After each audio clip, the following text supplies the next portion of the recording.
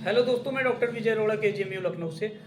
दोस्तों, जब भी हम अपने हार्ट के हेल्थ को लेकर किसी फिजिशियन के पास जाते हैं या कार्डियोलॉजिस्ट के पास जाते हैं तो डॉक्टर साहब द्वारा हमें एक मास्टर हेल्थ चेकअप के लिए सजेस्ट किया जाता है।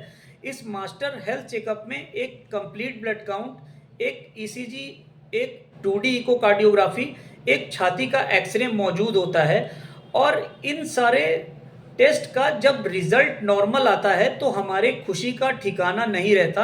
हम खुशी खुशी घर आते हैं और अपने फैमिली मेम्बर्स को भी बताते हैं कि हमारी जो भी हार्ट की जांचें थी वो सारी चीज़ें नॉर्मल आई।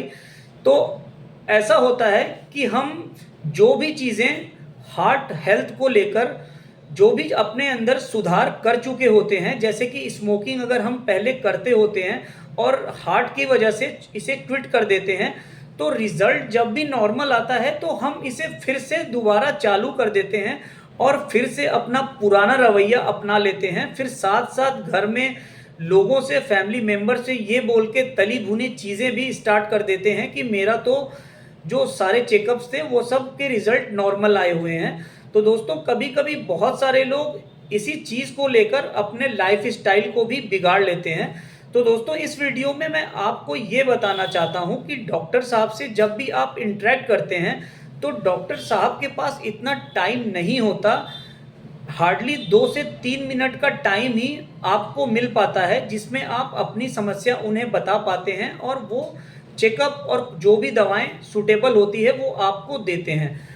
लेकिन एक रियल स्क्रीनिंग जिसे हम कहते हैं, जिसमें रिस्क स्ट्रेटिफिकेशन किया जाता है, इसमें ये पता लगाया जाता है कि आपकी फैमिली हिस्ट्री क्या रही है। जैसे एग्जाम्पल के तौर पे कि आपके फादर की अगर इस एज में हार्ट अटैक आया था या इवन डेथ हुई थी, तो फादर की उस समय एज मान लीजिए 30 इयर्स थी, आपकी अभी एज 45 इयर्स है, तो आगे क्या आपके चांस हो सकते हैं हार्ट प्रॉब्लम्स के।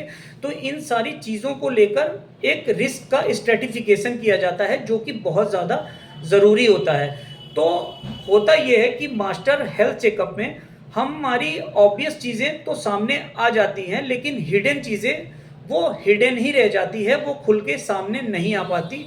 इसलिए जब भी आपका checkup, master health checkup particular normal आता है तो आपको खुश होने की ज़रूरत नहीं है।